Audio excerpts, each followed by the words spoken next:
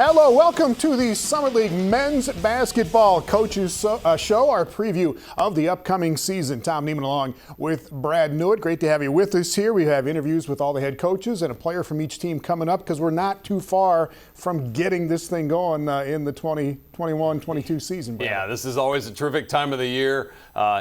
Calendars are ready to turn to November here, and let's get this thing fired up. And I mean, you look at some of the schedules for these Summit League teams early on, there's some really intriguing matchups with some non-conference games right out of the chute. Coaches, sports information people, members of the media vote in the preseason poll. It's not an exact science, but it's fun to talk about, gives you some idea. And here you go, South Dakota State, North Dakota State, Oral Roberts all getting first place votes there. In parentheses, St. Thomas comes into the league this year, and they come in at number 10, mostly because nobody that voted knows a whole lot about them, I think. Yeah, I think let's focus you a little bit, first of all, on the top there. I mean, South Dakota State, North Dakota State, two teams that have always been near the top here in recent memory. And I think the key thing you look at those two teams, Tom, is they were able to keep their rosters intact. Again, no one used eligibility last year, and SDSU and NDSU really have their entire squads back. Oral Roberts lost a little bit, but guess what? They've got Max Asmus back, the leading scorer not only in the Summit League, but in the country last year. So not a surprise to see those top three, all really strong teams there at the top.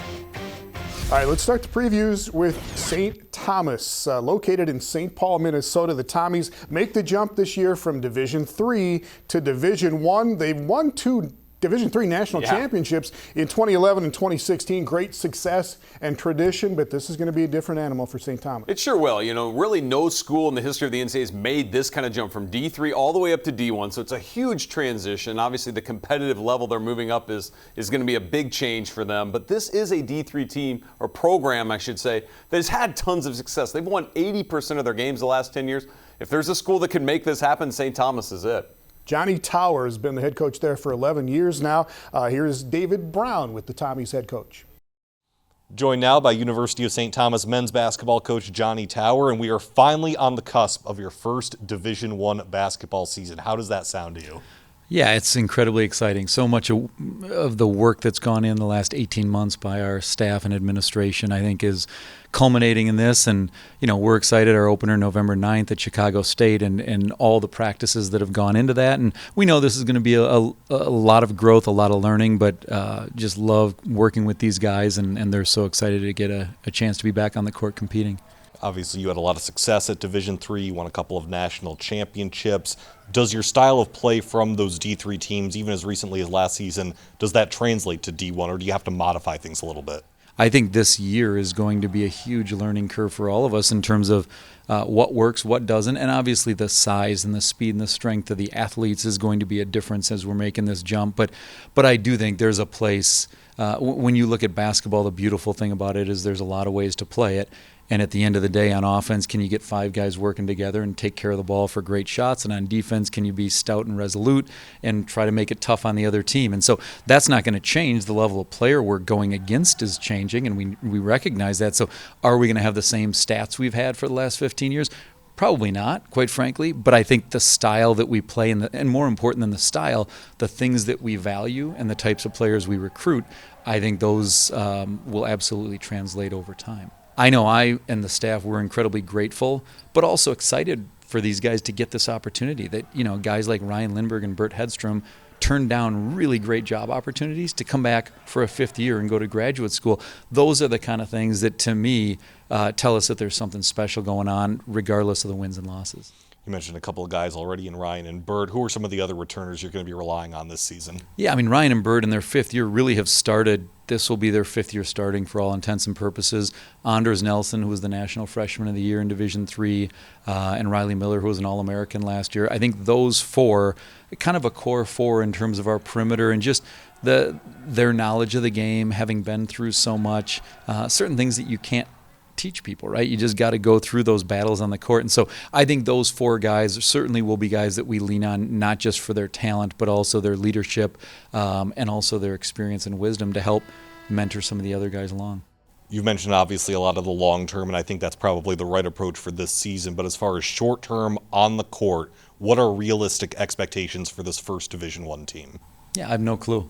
I mean, quite frankly, I know this. Our guys will compete. They're going to value the ball. They're going to value each other. They're going to stick together through the ups and downs. But in terms of putting a number of wins, and I've told our players this, I think that's foolish on all of our parts because we truly don't know.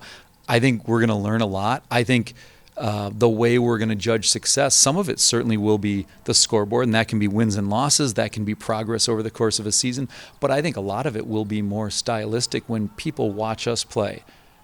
I think a lot of them are going to be impressed and hopefully surprised a little bit that, hey, there's 9 Division III guys on this team who are making this jump, and they're competing like they're willing to do anything for one another. And so that's what our program's always been about, and that to me is where we're gonna start. And I think at the end of this year we're gonna have a lot more metrics where we can say, okay, here's how we fit in a really, really great conference. Because the Summit League, as we saw last year with Oral Roberts, but we've seen with other teams, there are teams that can compete with anybody around the country, and we're certainly grateful to get a chance to do that.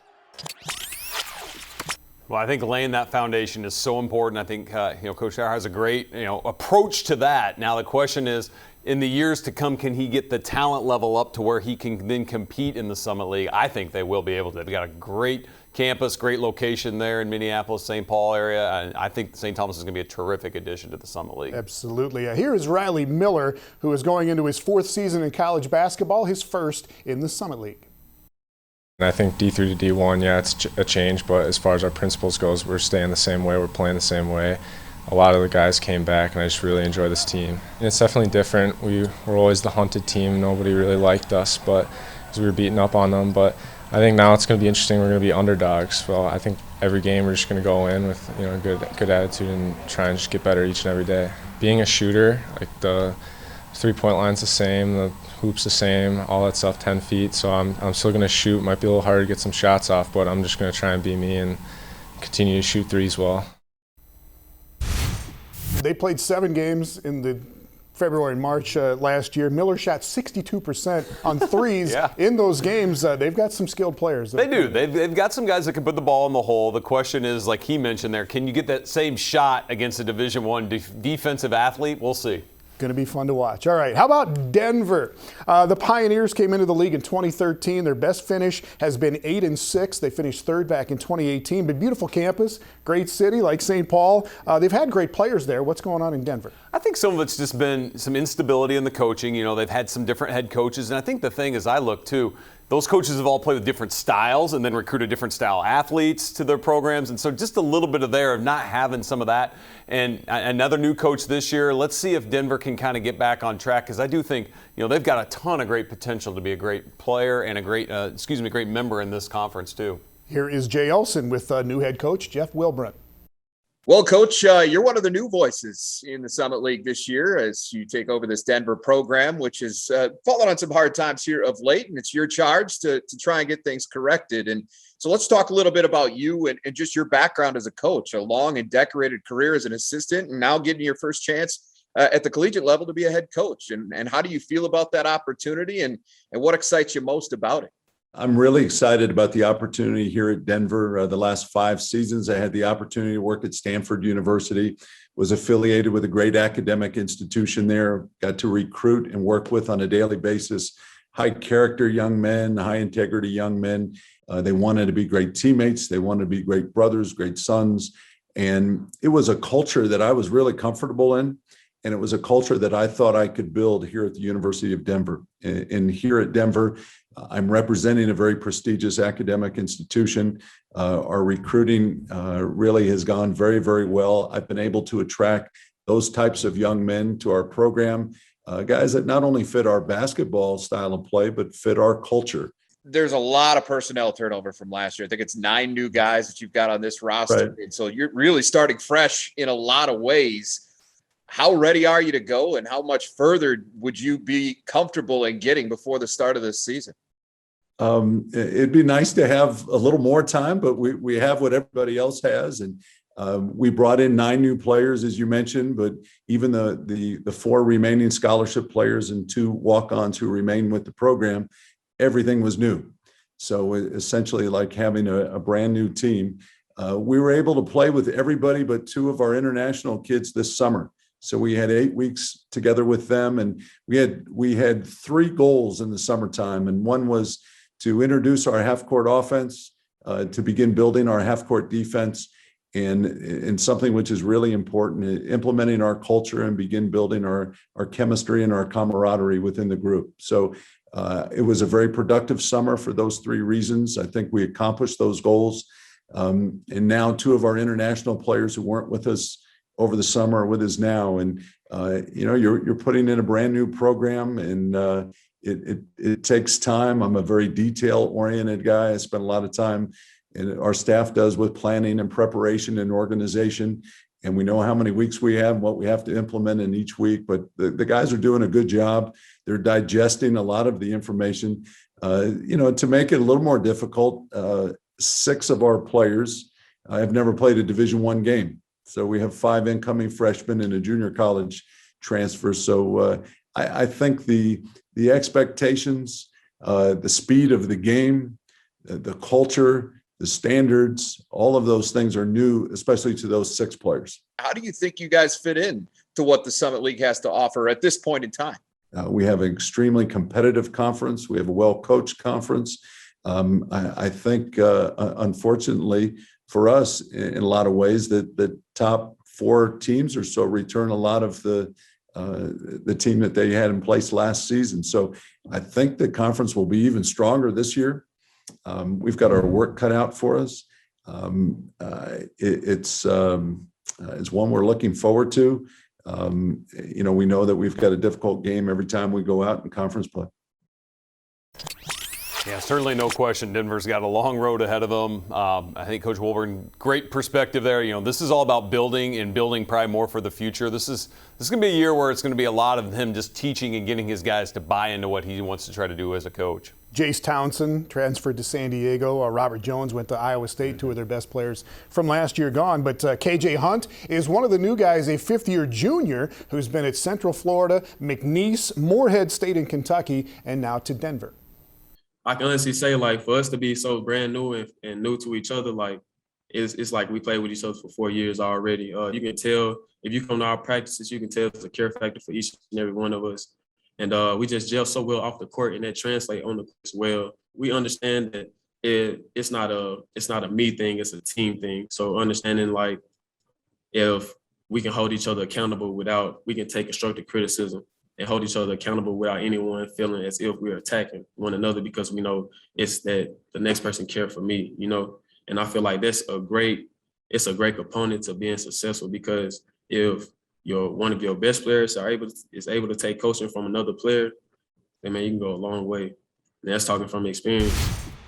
You can hear, just listen to KJ Hunt there, about how important the team chemistry is going to be and them believing in each other. And I think that's going to be the thing that's going to be interesting to watch with this Denver squad this year. 1 win in the Summit League last year. We'll see if Denver can get it going. Coming up when we come back, 2 teams that have been to the Summit League Tournament Championship game in their short time in the league, Omaha and North Dakota, coming up next. The Summit League Coaches Show on Midco Sports is presented by CU Mortgage Direct, Sanford Orthopedics and Sports Medicine, South Dakota Corn, and Grand Falls Casino and Golf Resort.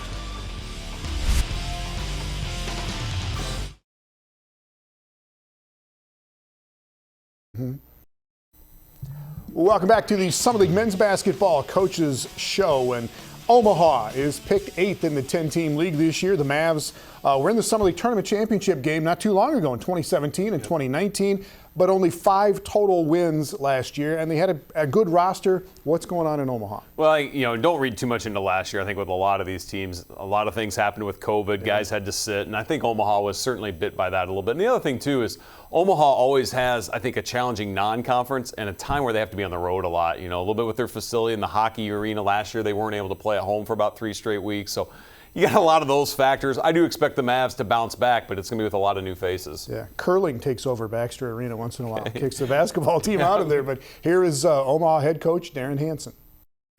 You've been around a while. We all know that through the transition here to Division I. 9th year, I think, in the Summit League now. I believe so. You got it figured out? What do you got figured out? Well, I don't have a lot figured out because we didn't do as well as we wanted to a year ago. But we've had our fair share of good years around here, Tom. So the one thing I do know is this: it's a great basketball league, full of really good head coaches and full of really good players. So you're going to get that every single year. So there's really not a year off. You have to be ready all the time. Your recruiting has to be on point. Your coaching has to be on point. And every night is a grind and a battle, no matter where you go in this league, and that's just the way it is. Every year is almost a building year now, isn't it? Where are you guys at as far as roster and building this thing back up again? Well, yeah, the NCAA has made it that way. Now with the portal, there's just a lot of different things right now. You're going to lose a couple guys. You're going to gain a couple guys every single year. So, like I told my staff, we can all complain about the portal if we so want, because that's not what we were used to for so long as everybody across the country.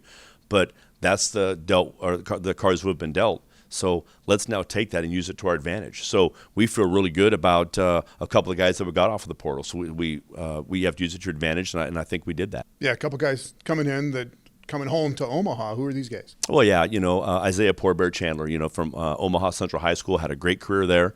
Went to a prep school, but then ended up at Wichita State. And, played a prominent role last year in the AAC for Wichita, made the NCAA tournament, so he has that experience. He knows what that's like. We don't have anybody on our roster right now that has that. And, I think he can really hold down the fort for us inside. I think he can do a lot of great things around the paint. Plus, he's skilled enough to step out and do some things. And then a Caller Rope, ex-Nebraska Player of the Year, high school Player of the Year at Omaha Creighton Prep, just, 15 blocks up the street. And went to Nebraska first, played some his freshman year, and then had a injury-plagued second year, did not play at all. So he's coming off of injury, but coming back home, has just been full now for about the last month or so, starting to get his legs back underneath of him, starting to get his feel back, and I think those two guys will make a big addition to our roster. And then Wenyang and Lamel back. I mean, what's coming back? There is a little bit of a core there. Yeah, for sure. Juan coming back, I think he averaged 9 or 10 last year, and he's been around a lot. Now he got hurt, in early February, and he went down with the knee, and just now has been full for probably a month. He was out about 6 months, so we really missed Juan down the stretch last year, even though we won 3 of our last 4. But he's a key to what we do. He can score it multiple ways. He had multiple games over 20 points last year, so he's a proven scorer. And we need Juan back. And then Lamel, of course, averaged I think 10 in the league, as a freshman. So he's proved he can play in our league. He's really quick. We like guards like that. He's shooting it way better. He's starting to lead our team, and those are things that we really want out of Mel. I think it's all about consistency when you look at Omaha, especially like a guy like Wenyang Tut. I mean, he had 31 points in the game against North Dakota State, but then you look at like the next 4 games after that, he kind of struggles scoring the basketball. And so a little more consistency there. Get those new guys in the mix. Got some good transfers there coming in and that can help them in the post. I think Omaha could put the pieces together. I think it's just going to take a little bit of time. All right, Coach talked about Tut. Here's Tut talking about turning things around this season. Yeah, I think my biggest role is going to be I'm going to play that leader vet role. Obviously, I feel like I'm going to be a go-to guy or one of them. We have a new team. I mean, the guys coming back, everyone's gotten better. Everyone's working together, meshing together. So the chemistry is already there. We just got, work on a few things. But I think by the time, Summit play rolls around, we'll be ready to go. With COVID and everything, it was kind of a weird year for everybody and like the shutdowns and things like that. So we didn't really have like a good season. But I feel like with this turnaround, guys are like eager to get back on the court and, just show that we're not that team that went 5 and whatever last year. Right on. And Tut says he wants to shoot more 3-pointers this year. Darren Hansen says maybe not. We'll see on that. Yeah, we'll see on that. And this is not going to be the Omaha squads of old that were a little more up-tempo, a little more offensive-minded. I think if this Omaha team is going to be successful, they're going to be a little more balanced, going to be a little better on the defensive end. They've got size. They should be able to defend the paint and rebound. And 7 guys right around the Omaha area there. They're a pretty tight-knit group. All right.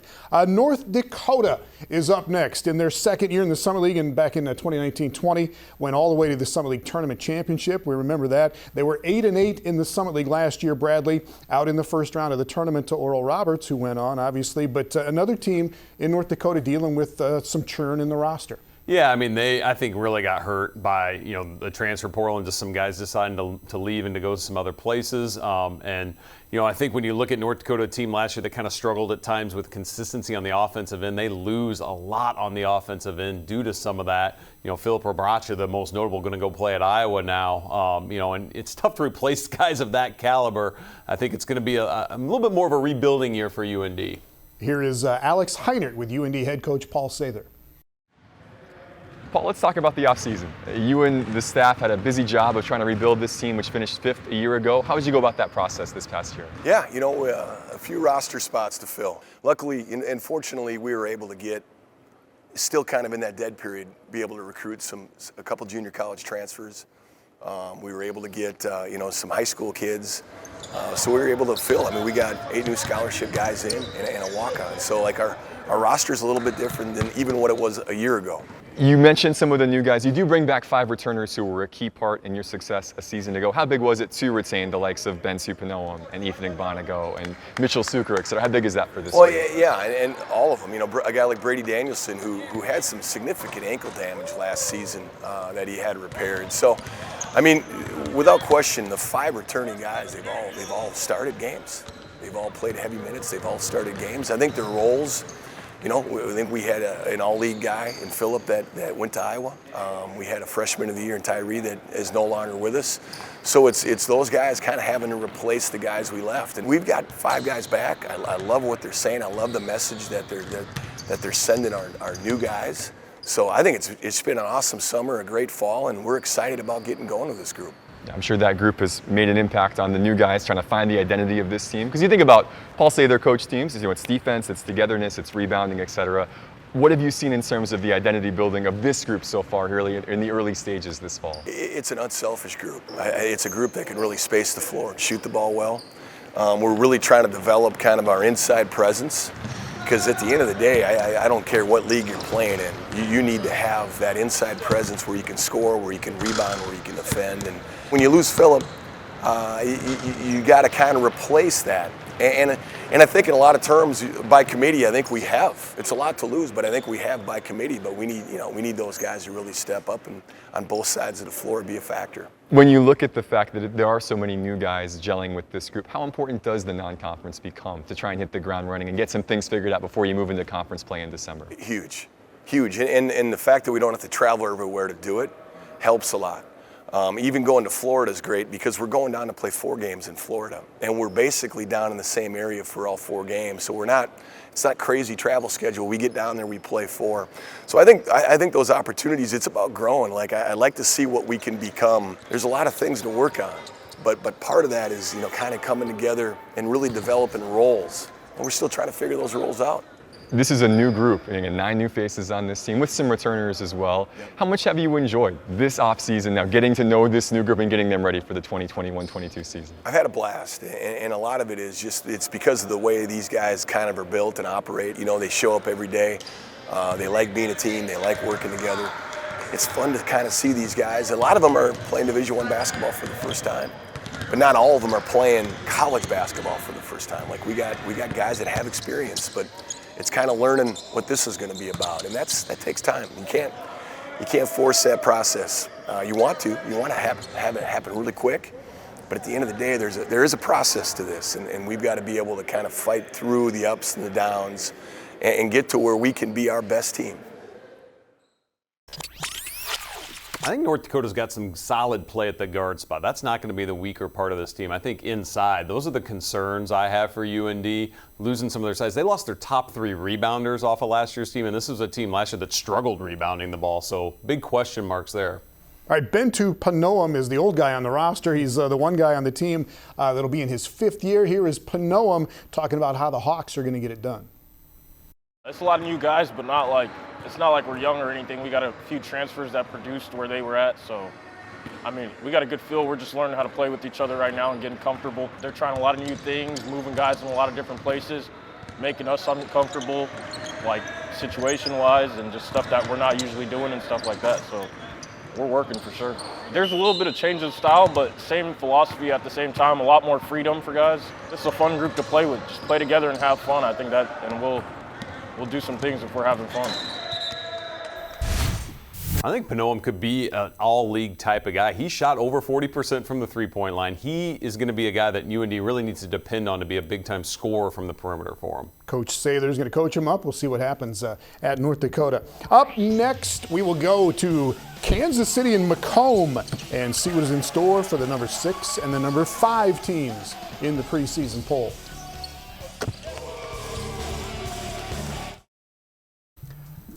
Welcome back. Let's talk about Kansas City. Knew it. The Roos back in the Summer League now, second year after a stint in the WAC. Kansas City was 500 in the Summit last year. Best defensive team in the league if you go by allowing points per game. Only gave up 62. What's your assessment of Kansas City last year? Well, they play a different style than pretty much everyone else in the Summer League. Like you mentioned, very defensive-minded, very physical team that will get up and pressure you on that end of the floor. And so, I think it took some adjustment for teams to get used to that. I think that's kind of a nice niche for them. I mean, they're going to win games with their defense, with their toughness. Now, can they get some scoring to go along with it? If they can, that's where you'll see them make some progress. Some interesting thoughts here from Kansas City head coach Billy Donlin. Back in the Summer League last year, and it was kind of weird with the way the schedule and everything turned out. But what did you find out getting back in the Summit that maybe can help you as you go along this season? Yeah, I mean, it's a great league, terrific coaches. I feel like over my career as a player, as an assistant coach, and my 2 stints now as a head coach, I'm always going into leagues as they're beginning their peak. So, I won't lie. I'd love to go into a league where it's on the decline. But, I think Ken Palm, we were 15, which is the highest the league had been in a long time, maybe ever. I think the league is going to be terrific. So you better be ready every single night.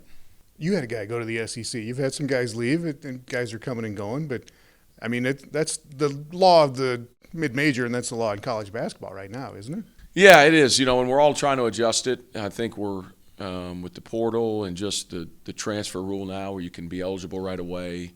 We're in a lot of ways, we're like junior college coaches, and they're great junior college coaches, but we're a junior college coach, you got guys for 2 years and you flip half your roster every year. And the COVID deal, and this is just factual, because of the COVID, the rich schools got richer. And what I mean by that is the programs that were established that were winning. So I take over a program that has no history of success. And, we're trying to build it. Well, when you're trying to build it, like Josiah would be a junior if he didn't get his year back. But some of these older players would be out of the league. On these really good teams, they'd be gone. They would have graduated. And so the rich got richer, and when you're trying to build your program, it's a great challenge for us. So it'll be interesting how that shakes out in college basketball. Bottom line is I know we still got to go win games. But I do want people to understand that from a COVID standpoint, the healthy programs prior to the COVID, this was a good situation for them. And credit to them because the schools that kept their guys together. But we lost some players. Some of that, most of that was, I felt, a good thing for us.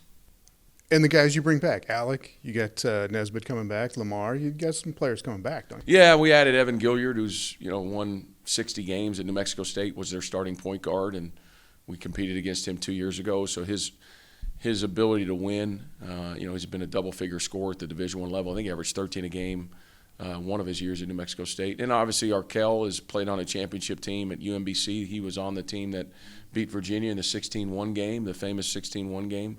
He's one of the oldest. He turns 25 in December, so he's going to be one of the oldest players in college basketball, and certainly what Josiah has done. And Marvin's been plagued with injuries. Last year's team, we had a bunch of injuries. I think we played one game all year with our top 7 all season, so we've got to try to get rid of that injury bug. And, Marv is a guy that can compete for all conference accolades, and really all 4 of those guys. And those 4, Nesbitt, Alec, Lamar, and the new guy Gilliard, should keep Kansas City in games this year. Yeah, I think that's a great, solid nucleus for them. And now can he bring along some other guys alongside them, get everyone to buy in? Like he mentioned, he's going to have some new faces, kind of some new leaders on this team. I think those are some of the question marks. The Roos have a really good player back in Josiah Alec. Saw him a little bit there. He's a junior from Lincoln, Nebraska, who has really found a home in Kansas City. Yeah, I mean, I love it here in Kansas City. That's one thing that I really became really aware of just my freshman year. So obviously, like coming out of high school, I wasn't really highly recruited. This was really my only like Division I offer, and luckily it was with a coach that, I mean, I wasn't just kind of like a straggler for like an extra scholarship. Like I was someone that he really wanted to get, and so I mean, just having that kind of belief from a coach right away was something that, I mean, it's hard to pass up. And then once I got here, I mean, I had 4 seniors that, I mean, just kind of constantly told me like, you got real lucky to find a spot where you fit like immediately, because obviously with college basketball nowadays, just how much guys be moving around. I mean, they're like, you're lucky you found the one on the first try. And he put on some more muscle, he says, this year. Part of the plans to get the basketball in his hands a little bit more, let him make some more plays. Yeah, I think let him become a little bit more of a playmaker. He's got the ability to play with his back to the basket, can also face up as well. I mean, he's a versatile player that's really, quite frankly, a very difficult matchup for most teams. He wants to be a problem for other teams, he says. All right, Western Illinois. The Leathernecks, a little bit like some other teams we've talked about, Omaha and Denver, trying to build things back up again. Western was 5-9 in the Summit League last year, finished 7th. Yeah, and it was a complete rebuild last year for them. I mean, they basically turned over their entire roster. Now, the good news for Western Illinois, unlike a lot of these other Summit League teams, they didn't lose a lot. A lot of their guys stuck around, so they've got that nucleus back. Now can they see if they can take another step? If they're going to do it, they've got to get better on the defensive end. They really struggled there, gave up almost 80 points a game. Here is Brian Shawn with head coach Rob Jeter. All right, guys, thanks so much. Western Illinois picked to finish 5th in the Summit League preseason poll, and we were pleased to be joined by the head coach in his second year at Western Illinois, Rob Jeter. And Coach, tough time to take over a program last season and bringing together a whole new roster. I'm guessing you feel much more comfortable here going into year 2. Well, to say the least, a tough time, right? An unprecedented time. It's never happened like that before. But I think all my years of being a head coach prior to that and being an assistant and the many stops that I've taken, it really helped prepare me for that. I think the biggest thing was patience, right? We had to be patient and just kind of roll with the things. But it also made you really appreciate all of the build up and the lead up, the things that you do in the off season to prepare for one, right? And I was telling our staff, every year we kind of go through this routine, right? You kind of get to end of the season, go right into spring, you go right into summer, then you come to the fall, and we're always talking about how, man, we need a break. Well, we had that break and we saw what happened. We didn't have a chance to really set our standards. We didn't have a chance to really work on the fundamentals. It was basically, let's just get a team ready to play. And now you have 4 of your top 5 scorers back on a team that is probably going to be more connected on both ends than it was a year ago, just because they've played together now through a full season. I suspect they're further along as well as a group. Much further along, and we bring back that entire 5 that ended the season when we ended up winning 5 of our last 7, became our core group, and we were able then now to go out and find key complementary pieces. That was the big thing for us. I thought we had last year where there was a lot of imbalance to our team. We had some pieces that didn't quite fit, but now with the core and then now adding the key pieces that we have, I feel like we're much better prepared for handling the Summit League, which is tough, very physical. Bully ball league is what I call it. We're a bully ball league. Absolutely. Well, and you guys were able to play with a lot of teams. You led the league in offensive rebounds, almost 12 per contest in league play. I suspect that those second opportunities, that's something you want to continue to be aggressive on that end. Well, that means you're missing a lot of shots too now. So hopefully we're making those. But that's part of our philosophy. We want more shots. So in order to get more shots, you have to get to the free throw line. That fits our league because everyone's very physical around the paint. I think you also have to create turnovers or limit your turnovers, and you have to get offensive rebounds. So that's part of our philosophy of how we want to play. What other ways do you want to try to get more consistent, Rob, in trying to put not only back-to-back games together, but even just possession to possession and half to half? Well, it starts on the defensive end. We have to figure out a way to make people miss and to give us some time to get through some of those offensive lulls. I think that's where it really starts. Plus, it shows more of a discipline and more of the standards of who you really are. Offensively, it's more sexy, it's pretty, it's talent-driven. I think defense is more toughness, grittiness. It's less about the talent and more about, are you willing to really, really lay it on the line? So that's what we want to build our program around. All right. Appreciate the time, Coach, and we wish you the best of luck, and we'll see you down the road. I appreciate that. Thank you. All right, guys, back to you. Well, let's see, with that time now that they had in the offseason, time they kind of didn't get the year before he mentioned because of the COVID, can he build some of that toughness, some of that grittiness in this team? Can they make some steps defensively? I think if they can, then they could really have an improved year this year. Will Carius transferred to Western Illinois last season. They led the team in scoring and in three-point shooting last year. We're really optimistic and really confident. It was obviously like some rough spots early on last year, but it took some working out those rough edges, and I think we really started to hit our stride for a little bit last year. So knowing that coming into this year and having the summer that we didn't have last year and adding a few more pieces, I mean, it's just a lot of good things going in the direction, I feel like. With what we were given, I think we did a decent job last year. So, I mean, obviously our goals are way higher this year because we've had that time and we have those extra pieces coming in. So, yeah, I mean, we're all really excited and our goals are set extremely high for ourselves. Well, Carius had a great year last year for Western Illinois. 6'7" kid that can step out and shoot it like he can. He's a very difficult matchup. Expect him to have another big year offensively for them. All right, Western Illinois picked 5th in the preseason poll. And when we come back, the Coyotes at the University of South Dakota and ORU. What can Oral Roberts do to follow up on that fantastic finish to last season? The Summit League Coaches Show on Midco Sports is presented by Vance Thompson Vision, Pioneer, Avera Orthopedics, and Billionauto.com.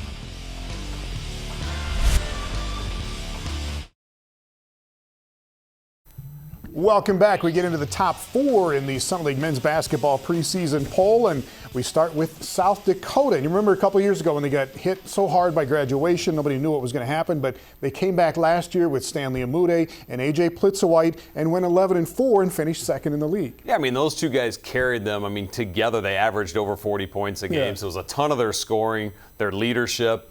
But here's the bad news for you. Neither one of them is going to be playing this year for them. So what does this Coyote team become? We'll have to see. Here is head coach Todd Lee with Jay Elson. Well, Coach, it's a new year for Coyote basketball, and you guys are coming off a very successful campaign last year. But I think the elephant in the room is that A.J. Plitzewhite is unavailable due to injury. Stanley Amude obviously moved on to Arkansas. That leaves a big hole in this lineup, right? I mean, that goes without saying. Yeah, the for 2 players, Division I, that's the most points anybody lost. So, yeah, that's a big hole. And obviously with A.J. not being able to play this year, not just from a scoring standpoint, but from a point guard leadership standpoint, that's a big blow. But we do have a number of players back and experience, but scoring is going to be a challenge at times, but we'll figure that out. What is the best way? Is there a best way to handle that? You know, that's a big void. Is it just going to be about balance? Is that the biggest key? Yeah, I think so. We do have a number of players that can score, but they're not going to score at the clip that AJ and Stan did. We're going to be a balanced team. I don't want anybody to think, well, I've got to take over what they did. We're going to have to share the basketball, take care of the basketball. We led the league last year in field goal percentage defense. We're going to have to be better this year. We are a big team. We're going to have to be a very good rebounding team, and that's going to be a key for us.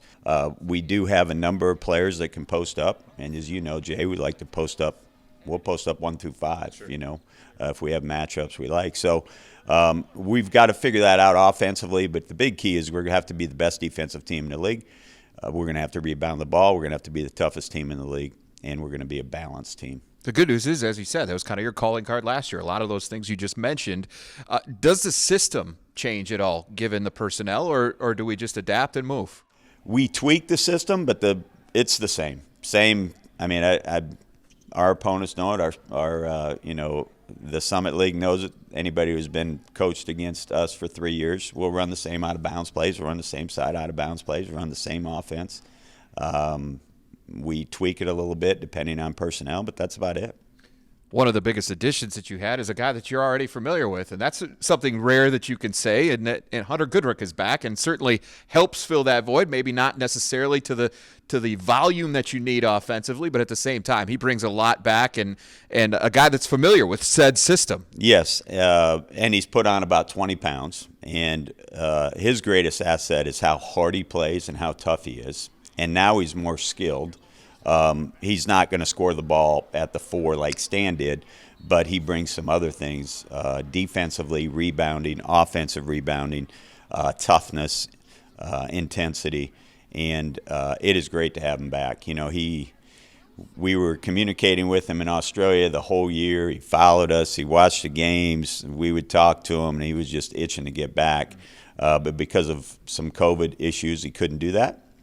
He's really excited and great teammate, and it is great to see Goody. Yeah, looking forward to seeing him back on the floor. Looking forward to seeing how things go for you this year. But, Todd, thanks for taking some time, and good luck to you this season. And it's good to see you face-to-face, Jay. We don't get to do it. We didn't get to do it last year. Thank you. Yeah, for all of us, get to see things face to face. And how about that story though about Goodrick? I mean, basically getting stuck in Australia due to COVID. Yeah. But I tell you, this is going to be a South Dakota team though that does have a lot of question marks. They've got a lot of roles to fill. I think the leadership one is also one that shouldn't be understated. He mentioned, Plitzowite, to me, was their glue last year, their leader. They're not going to have him on the floor. Sure, they miss his scoring, but I think they miss a lot of his intangibles too. What's this South Dakota team without him? Xavier Fuller was third on the team in scoring last year behind Amudi and Plitzowite. Here's Fuller. Coach Lee's put me in a spot where, I have to be a leader, and in practice, he's told me go 100%. So doing that kind of in JUCO, like my JUCO coach was the same way. So it's nothing really, I'm not, adjusting is not really too big of a problem for me. So, and I think just having that last year playing and even with no fans, I think that still was Coach Lee put me in a spot where I had to adjust quick, and I think I have a good feel for it now.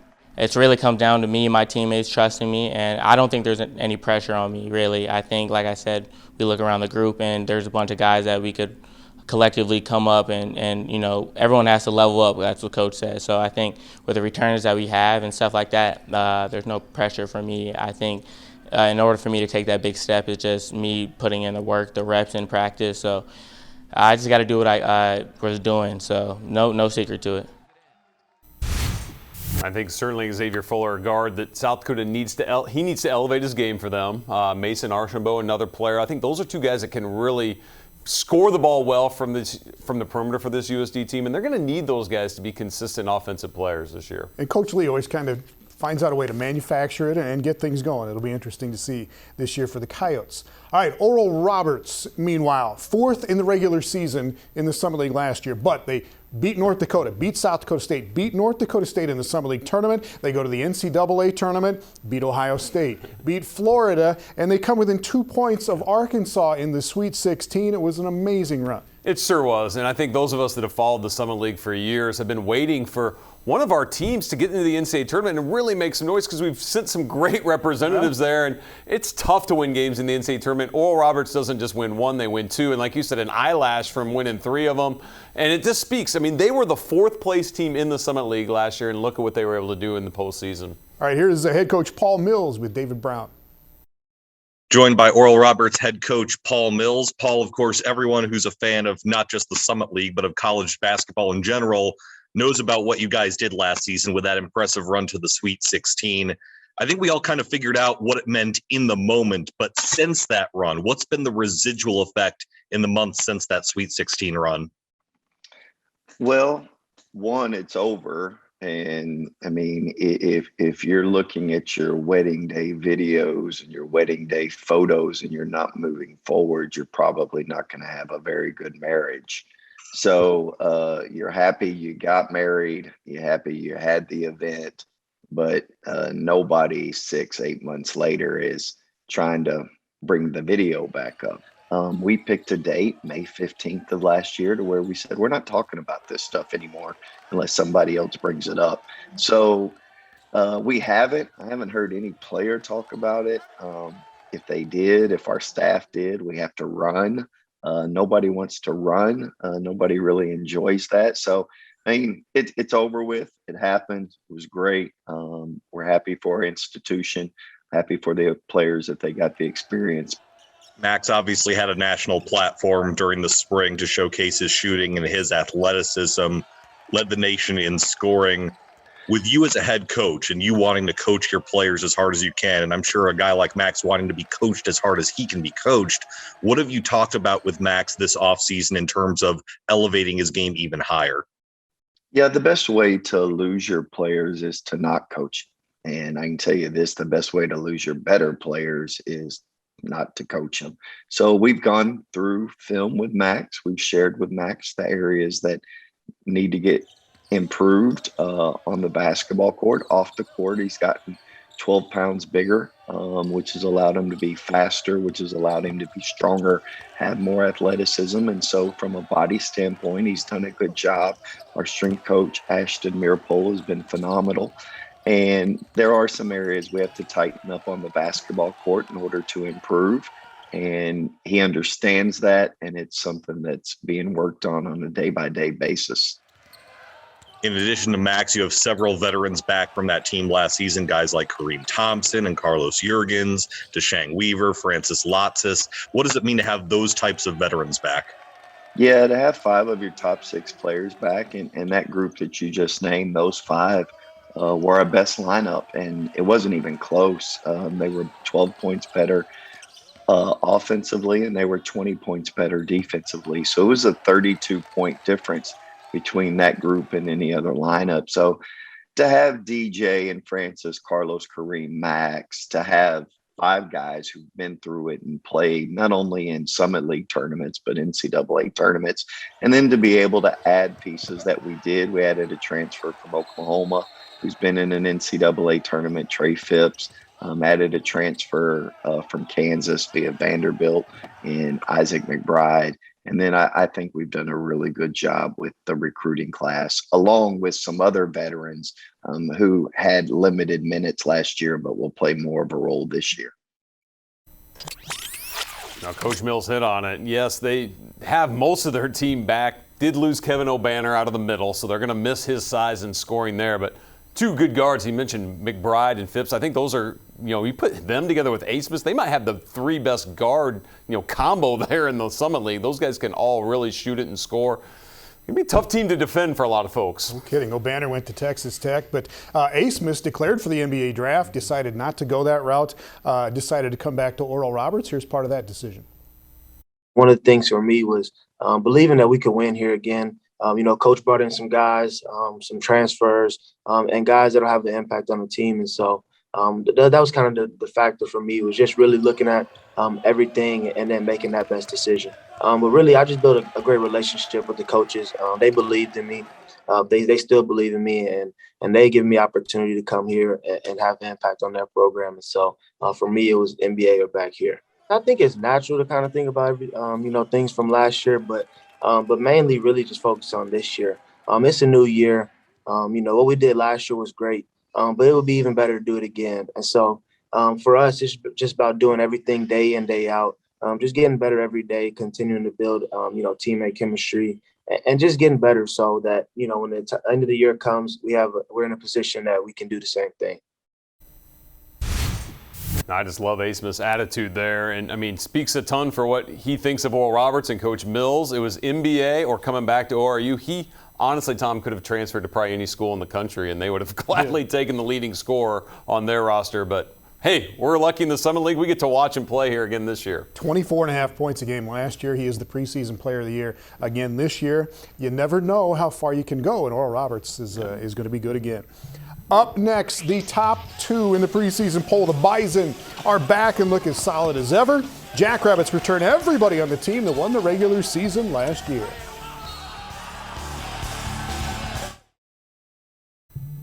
All right, welcome back. Let's get to the top 2 in the Summit League men's basketball preseason poll, Bradley. And North Dakota State, always in the race. The Bison were just shy of their third straight Summer League Tournament championship last year, lost to Oral Roberts by 3 in the final, but as consistent as anybody in the league over the years. They are, and it's because of their head coach, David Richmond. He does a great job just instilling his system year after year. They're a team that always focuses on really playing solid basketball, not beating themselves, being good on the defensive end.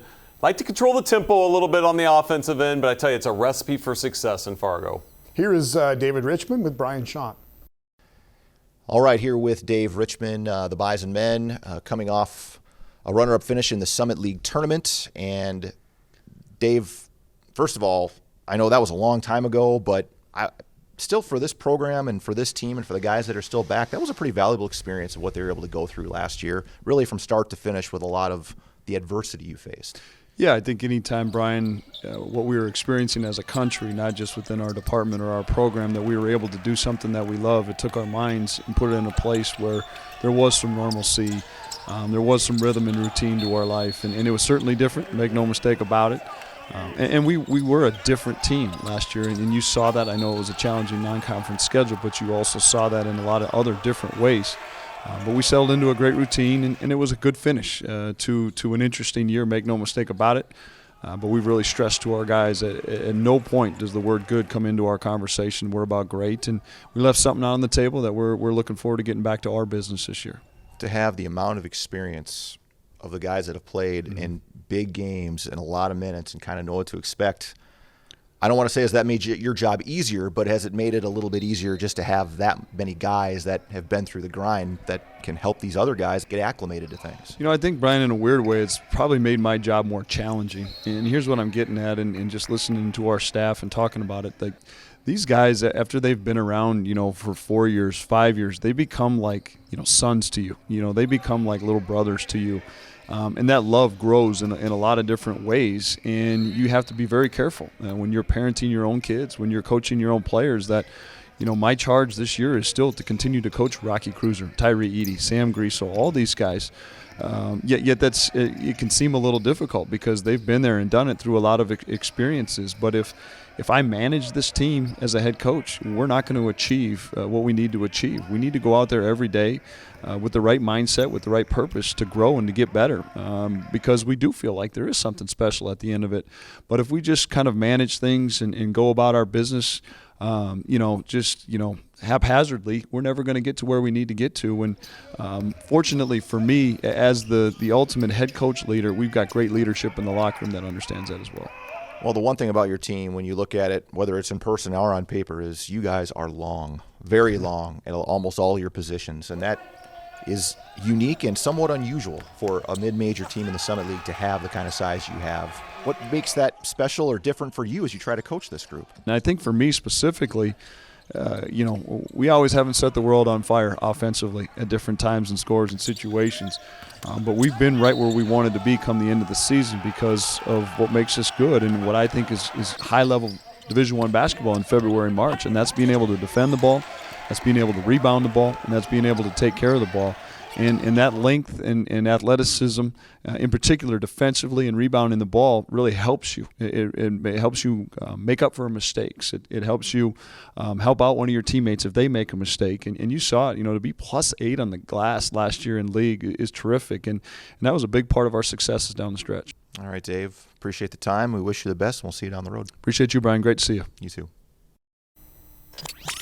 Now, he mentioned it. Defensively, they were terrific. 68 points per game they gave up, but the most impressive stat to me, what they did on the glass, almost +7 rebounds last year. For a team that plays lower possession games, I mean, those are just extra possessions that they're able to get, and that's why they are a tough team to beat. Grant Nelson, and he's right, all those guys, yes. long arms and everybody else. And SU has 8 of their top 9 scorers back, led by Rocky Cruiser, who led them in scoring and in three-pointers made last year. For a while there watching the tournament, you're just sick to your stomach, especially watching it with all your teammates and everything like that. It's definitely still in the back of your mind, training, doing practices and stuff like that. Like, what are we working for? Being that close to that championship, obviously it hurt. But obviously our eyes are forward on next season. Over the course of my career here, we've been a part of a bunch of good teams. I'm super excited about this one, obviously with the leadership we have. great coaching staff, and then the experience we have as well, I think we have a chance to do something really special. Cruiser made a huge jump last year in his senior year, went from averaging 10 to 16.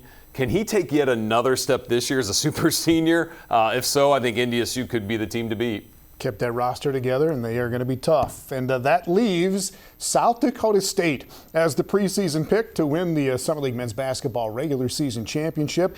Not everybody played the same number of games last year, but the Jackrabbits had the highest winning percentage to win the regular season. Yeah, and for them, that's what all you could do is control what was in front of you. They went 9-3 in the Summit League, a roster that had some mix and matching at times that went on there, but I think they've got that part figured out. They've got everyone back again. You've got a guy in Douglas Wilson who was the player of the year a couple of years ago. Terrific offensive talent that they can build around, and they've got great shooters around them. I mean, this is an offensive juggernaut in SDSU that, quite frankly, not only led the Summit League in most of those categories, but were near the top in the country when it came to three-point shooting and efficiency. All right, here is Jackrabbit head coach Eric Henderson. All right, Hendo, you look around the Summit League and around college basketball right now, a lot of transfers that have left programs. That is not the case with the Jackrabbits, and that is, I don't know what that's a testament to, but that's good for you, right?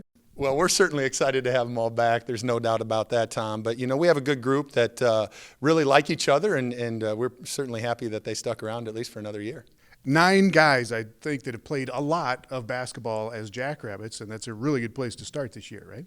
Yeah, any time that you can bring back that many players with that amount of experience, you feel like maybe you're a little ahead of the game. And our practices have been super, super competitive, obviously, because, it's hard to play all those guys as many minutes as they want to. But, something that I've been so happy about, Tom, is our strength the last couple of years is our unselfishness and certainly passing and how we share the basketball. And as competitive as they are and as not having as many minutes as you'd like maybe, our guys still are having those qualities of unselfishness and togetherness. So it's been pretty special to see.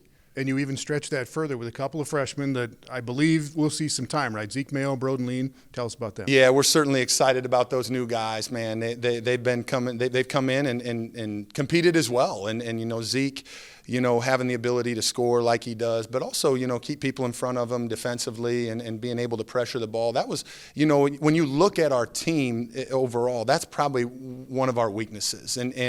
So to be able to have and put in Zeke into that situation, great opportunity for him to come in and get minutes right away as a freshman. Noah Friedel sat out a little bit last year with he wanted to take care of some mental health issues and that kind of thing, and you guys were gracious with that, and he is still with the program. Give us a little update on where he's at. Yeah, Noah's making great strides. I'm super proud of Noah, and not only for recognizing that he needed to maybe step away a little bit, but then get help, and then the way he did it, it was tough. It wasn't easy, but for Jackrabbit Nation to show the empathy and for Noah to come out and bring awareness to something that is not easy to talk about was pretty special. And I can't tell you how many people reached out and say, man, I just praying for that kid, but I deal with some of that stuff too, and so to bring awareness and recognition to that was pretty special. But Noah's been continuing to get help and make progress, and it's been enjoyable to see him back on the court with our guys competing like crazy and continuing to make strides, and certainly optimistic and hopeful he'll make a great impact for us this year. And obviously there's a lot of players that are on every team that are going through things like that, just maybe not as much in public as Friedel was, but he is with the squad and will be involved in some fashion this year. Yeah, and if he gets back to playing to his old form, watch out. I mean, I think that's why SDSU was picked at the top, is just the potential of that. But I'll tell you, Tom, this is a program that's got to be hungry to get back to the NCAA tournament. They haven't been there in 3 years now, despite a lot of success in the Summit League. Jacks have 2 preseason first-team picks, Douglas Wilson and Baylor Shireman, who does everything well. Here's Shireman talking about his vision and rebounding and left-handers. And I think, going back to my days of playing quarterback, throwing people open is a big part of it, and it's just the same in basketball. Being one step ahead of everyone and knowing where everyone's going to be before even they do sometimes is what makes some of those plays happen. I love getting the rebounds, and if I'm close to it, I'm hunting it for sure. And we got a lot of lefties on our team. I think we got 4 or 5, I think, now. And, yeah, I definitely agree. Lefty's got a smoother stroke for sure. It's true. I'm telling you, man. I don't know about that, but I will say, when having that group of lefties it makes the scouting reports a little more challenging for the opposition. Shireman was second in the league at rebounds behind Kevin O'Banner, who transferred out. But the Jackrabbits and North Dakota State and Oral Roberts, all first-place votes. One more look at the preseason poll here, and there you go. USD, Western Illinois, in the top 5, Bradley. Well, again, I think it's going to be a terrific race, especially as you look at those top 3. I think any of those 3 can easily end up winning the regular season or the Summit League tournament. And then don't count out some of that middle ground as well. I think Western Illinois, another team that I'm really intrigued with. They made nice progress last year. Can they continue to move up the standings here? It's going to be another great season, very competitive conference, which makes it so much fun to watch. Welcome to St. Thomas. Regular season games start November 9th. Summit League tournament back in Sioux Falls at the Premier Center. Going to be fun. We'll see you at the gym.